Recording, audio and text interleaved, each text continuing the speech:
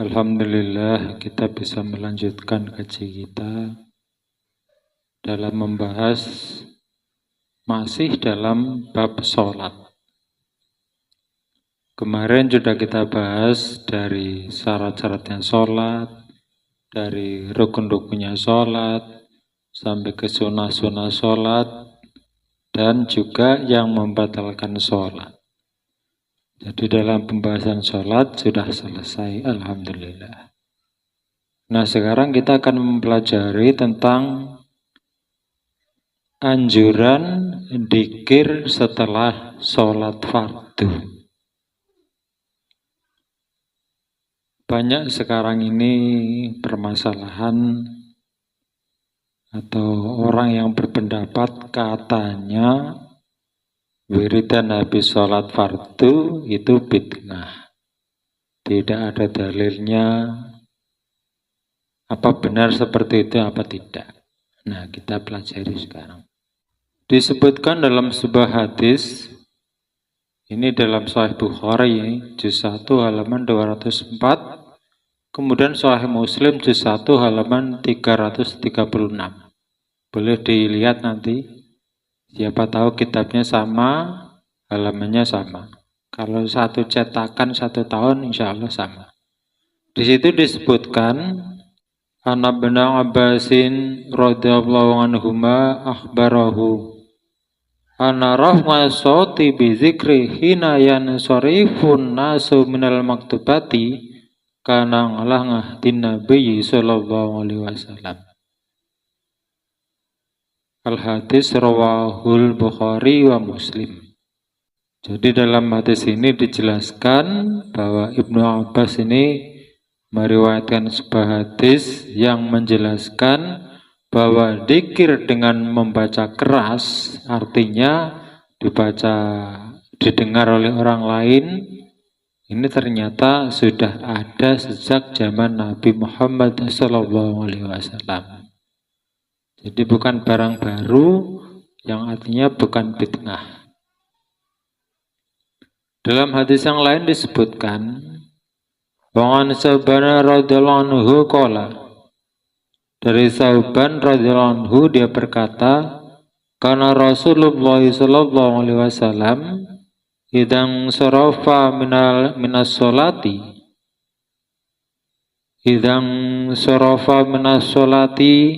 istaghfara salasan.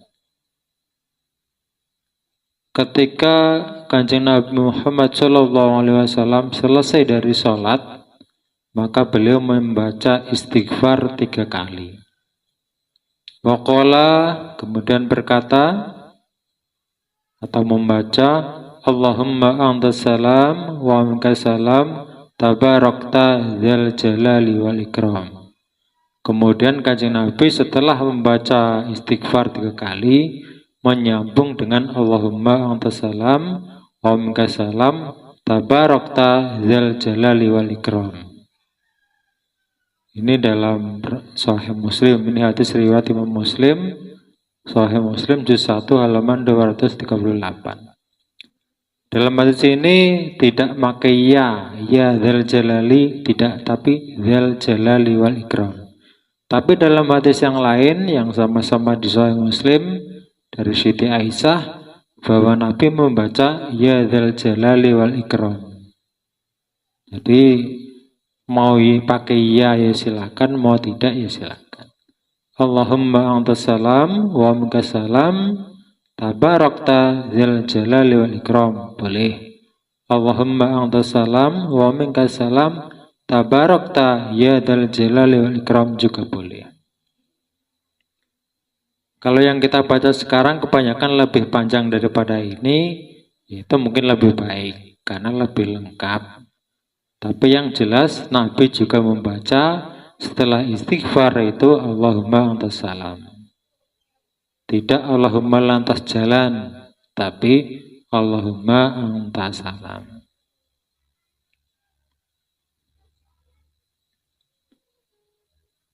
Jadi setelah Kanjeng Nabi sudah beristighfar 3 kali, kemudian Allahumma antas salam sudah, maka apa yang dibaca selanjutnya? Dalam sebuah hadis dijelaskan Anil Mughirati bin Syu'aibah radhiyallahu anhu, dari Mughirah bin Syu'aibah, anna Nabiyya sallallahu alaihi wasallam yaqulu fi duburi kulli sholatin maktubatin.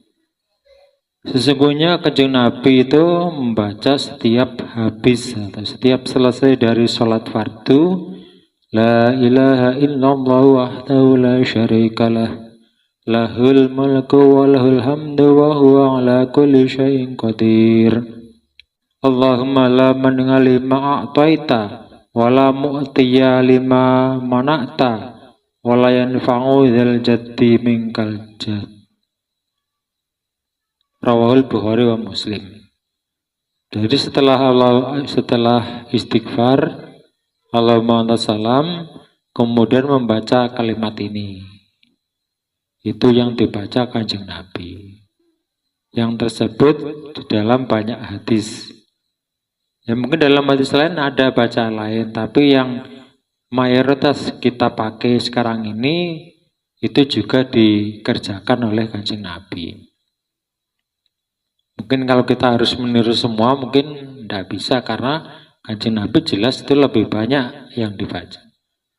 Yang kita cari kan yang penting yang kita amalkan ini tidak salah.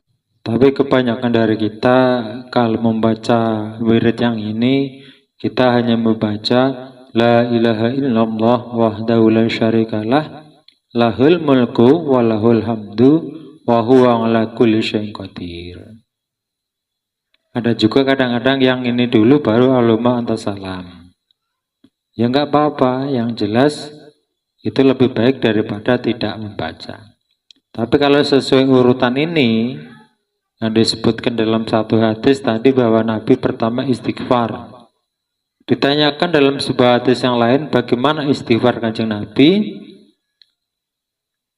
beliau hanya membaca astagfirullah, astagfirullah, astagfirullah. Kemudian dilanjutkan dengan Allahumma antas salam, kemudian la ilaha illallah wahdahu la syarikalah, sampai seterusnya. Nah kemudian setelah itu maka wirid lanjutannya adalah disebutkan dalam sebuah hadis, barang siapa yang setelah sholat fardu membaca subhanallah atau tasbih 33 kali dan membaca alhamdulillah 33 kali dan juga membaca takbir Allahu Akbar sebanyak 33 kali, semua itu berjumlah 99. Dan Nabi terus bersabda, genapnya 100 dengan bacaan la ilaha illallah wahdahu la syarikalah, lahul mulku wa lahul hamdu wa huwa ala kulli syai'in qadir. Itu untuk menggenapkan 100 bacaannya itu. Maka akan diampuni dosa-dosanya walaupun sebanyak buih di lautan. Rawahu Muslim, Sahih Muslim juz 1 halaman 241.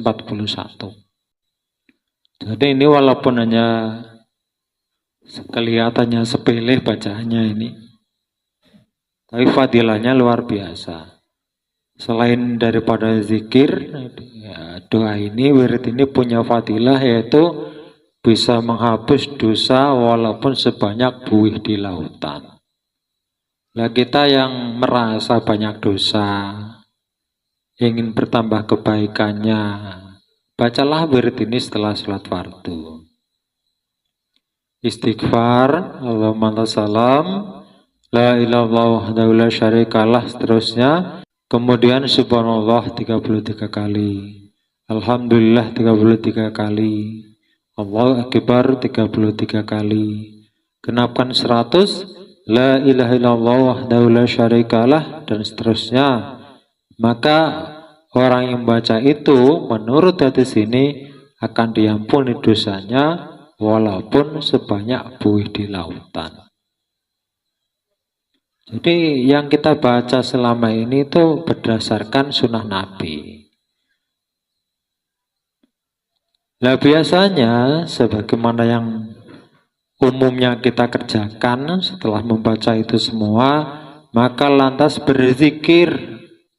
Zikir dengan bacaan La ilaha illallah. Apa itu juga dianjurkan? Nah itu selanjutnya kita akan bahas, kita akan baca tentang firman Allah dalam Al-Quran. A'udzubillahi minasyaitonirrajim.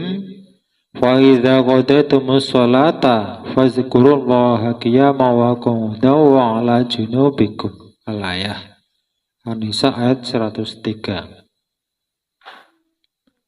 Maka jika engkau telah selesai dari mengerjakan sholat fardu, maka berzikirlah kepada Allah, baik itu dengan berdiri, dengan duduk, ataupun dengan berbaring.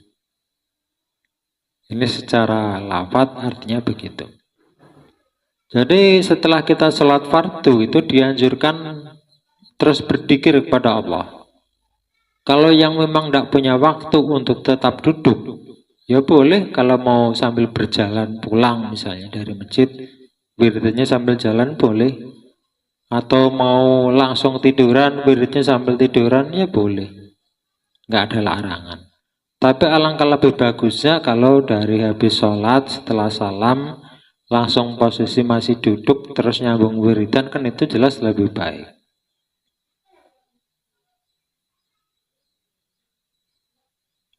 Kemudian dikira apa yang sebaiknya dibaca? Disebutkan dalam sebuah hadis an Jabir radhiyallahu anhu qala, dari Jabir dia berkata, sami'tu Rasulullah sallallahu alaihi wasallam yaqulu. Kata Jabir, saya mendengar bahwa Rasul itu bersabda, afdalu dzikri la ilaha illallah. Seutama-utamanya zikir adalah bacaan la ilaha illallah. Rawahu Tirmidzi. Jadi kalau misalnya kita termasuk orang yang beriktikad boleh zikir habis sholat, maka ya kita harus mencari zikir apa yang paling utama harus dibaca. Nah itu adalah zikirnya la ilaha illallah. Nah kemudian setelah zikir ini sebagaimana yang kita kerjakan, kebanyakan mayoritas dari Nahdlatul Ulama, Ahlussunnah wal Jamaah dari NU, ini kalau habis zikir terus berdoa. Doa habis sholat. Dalam sebuah hadis disebutkan nganin Nabi sallallahu alaihi wasallam qala, ad-du'a'u huwal ibadah. Doa itu adalah ibadah. Rawahu Abu Dawud wa Tirmidzi. Jadi doa itu sama saja dengan kita beribadah. Kapan saja boleh, tapi alangkah lebih bagus kalau doa itu dikerjakan setelah sholat fardu. Karena itu adalah salah satu waktu yang mustajabah. Tersebut dalam sebuah hadis, an Abi Amamah taqala, dari Abi Amamah dia berkata, qila, ditanyakan, ya Rasulullah, ayu du'ai asma'u? Qala, jawfal lailil akhir wa dubur salawatil maktubati. Rawahu Tirmidzi. Kata Abi Amamah, ini ada orang bertanya kepada Rasul, kapan doa yang baik, kapan doa yang paling dikabulkan, diijabah, didengar oleh Allah? Maka Rasul menjawab, di pertengahan malam yang akhir atau setelah sholat fardu. Jadi kalau kita mau berdoa dalam keadaan lapang, maksudnya tidak karena berdoa yang mendadak karena menghadapi sesuatu, maka carilah tempat berdoa yang lebih mudah diijabah daripada waktu-waktu yang lain, yaitu diantaranya setelah sholat fardu.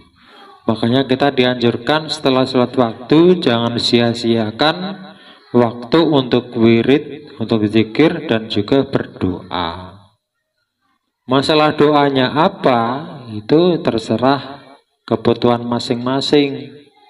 Tapi kalau mau berjamaah dibaca oleh imam misalnya, doa yang umum yang semua orang kira-kira perlu. Itu caranya. Walaupun tidak harus seperti itu, misalnya terserah imam ya nggak masalah juga. Karena semua doa imam pun pasti meminta yang baik-baik, nggak mungkin meminta yang nggak baik. Adapun Nabi mengajarkan doa baik itu yang diajarkan kepada sahabat atau yang dibaca sendiri itu ya banyak sekali. Dalam hadis itu banyak, diantaranya bahwa Nabi pernah berwasiat kepada Mu'adz agar tidak meninggalkan ketika selesai sholat untuk membaca doa Allahumma a'ini ala zikrika wa syukrika wa husni ibadatik. Rawahu Abu Dawud. Ini doa yang juga diajarkan Nabi. Masalah doanya itu sesuai, kalau misalnya sendiri ya sesuai kebutuhan, sesuai keinginan. Kalau berjamaah dipimpin oleh imam misalnya, tinggal mengaminkan. Percaya sama imam, pasti yang diminta itu yang baik-baik. Nanti kalau mau masih kurang, boleh menambah doa sendiri ketika setelah selesai. Nah, permasalahan kemudian muncul ketika sampai di sini pembahasan. Apa juga dianjurkan ada dalilnya doa secara berjamaah? Nah, itu saya pernah membaca dalam sebuah hadis yang diriwayatkan oleh Imam Tabrani bahwa Kanjeng Nabi itu pernah bersabda, "La yajma'u qaumun muslimuna fayatmu ba'duhum wa yu'minu ba'duhum ila stajaballahu dunga'ahum." Tidaklah berkumpul suatu kaum dari orang-orang muslim yang sebagian dari mereka salah satunya itu berdoa dan sebagian yang lainnya itu mengamini, kecuali Allah akan mengabulkan doa mereka. Masalah dikabul tidaknya itu adalah wewenang Allah, yang jelas bahwa doa dengan berjamaah itu disebutkan dalam hadis ini.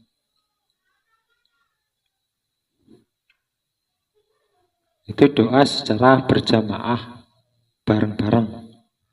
Lah kemudian kalau doanya secara berjamaah itu setelah sholat fardu, itu ya apa ada dasarnya?